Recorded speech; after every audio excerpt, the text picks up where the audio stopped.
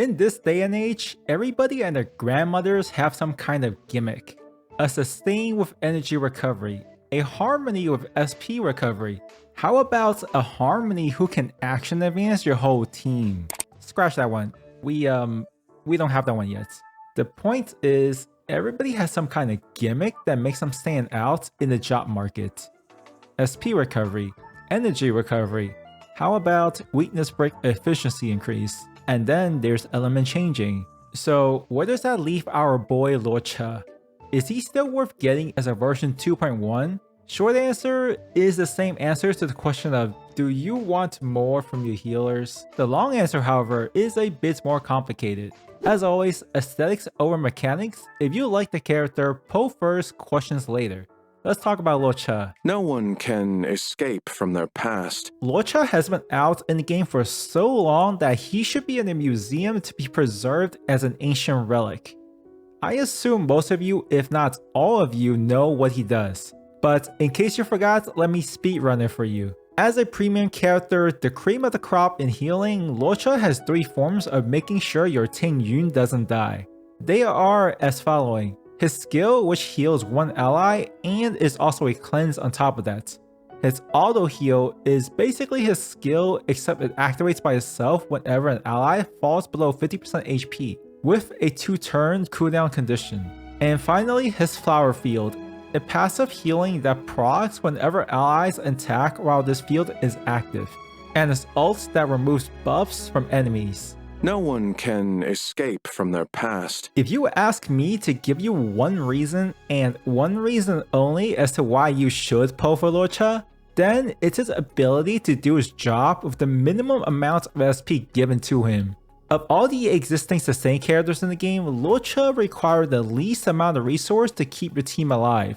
This is mostly because of his passive healing with his flower field and his auto healing from his skill. Luocha is a special case among the titans of sustain characters since you can realistically reduce his SP usage. Here is the list of all the possible ways to trigger his healing. Just his auto skill, it costs 0 SP. His technique, 0 SP. Auto skill plus ult, 0 SP. Auto skill plus manual skill, costs 1 SP.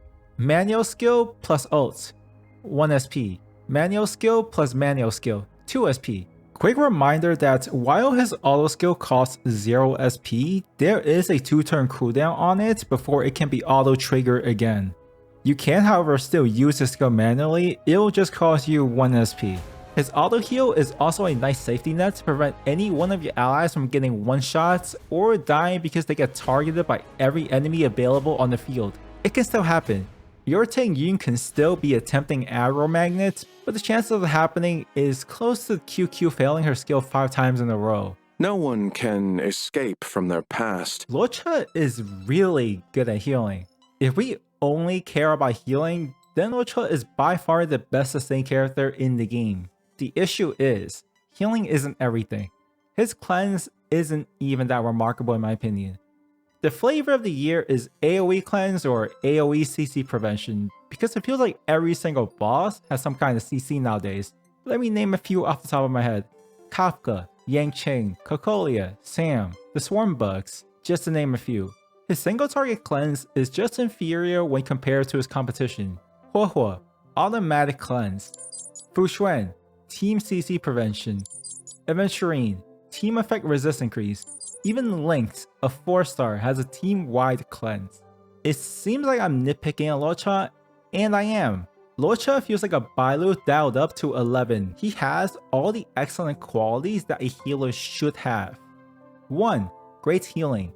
2. Decent utilities in cleanse and enemy buff removal. And finally 3. He's very SP efficient. Isn't that all you need from a healer? It's just that as players, we tend to be greedy. Don't misunderstand, I'm not saying Huohuo can heal as much as Luocha. No, she doesn't. Far from it, to be honest. She doesn't heal nearly as much. Her cleanse, however, is way better in my opinion, and she definitely uses more SP. However, if we zoom out, Huohuo does everything that a healer should do. On top of doing the job of a healer, she provides a great stat boost to the team and team-wide energy recovery. At the end of the day, Luocha does enough. but at the same time, he doesn't do more. If you're okay with that, then Luocha is worth your Stellar Jade investment. By the way, I would also appreciate it if you could invest this time to give this video a thumbs up if you haven't already. No one can escape from their past. Let's have an open discussion here about his enemy buff removal on his ult. Don't get me wrong, it's nice to have against certain enemies, but hear this. I'm so scared of the Luofu monkey getting 3 stacks. Said nobody ever. From personal experience, I haven't felt the need to bring buff removal characters. Can't say if that will remain true in the future though. I can easily see Hoyo designing a boss that will continue stacking buff on the cell, forcing us to bring buff removal characters. But that's all in the future. We don't know how Hoyo is going to change the meta. No one can escape from their past. Am I polling for Luocha? No. You can call it personal preference, but I like my healers to do more than just healing. In my opinion, Luocha is the best healer if the only criteria you're looking for is a healer. He can fulfill everything you need a healer to do. What more can you ask for? There's only one issue that I can nitpick about him. He doesn't do more. I know it's a bit greedy to ask a character to do even more when Luocha is already such a strong character in the healing department.